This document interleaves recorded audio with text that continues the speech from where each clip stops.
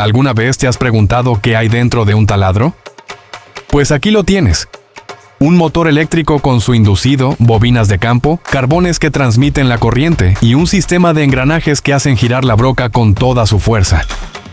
En la parte frontal encontramos los engranajes y el mandril, y es aquí donde la fricción es más intensa. Si no hay lubricación, el desgaste será rápido y el taladro perderá potencia. Por eso es fundamental aplicar grasa en esta zona.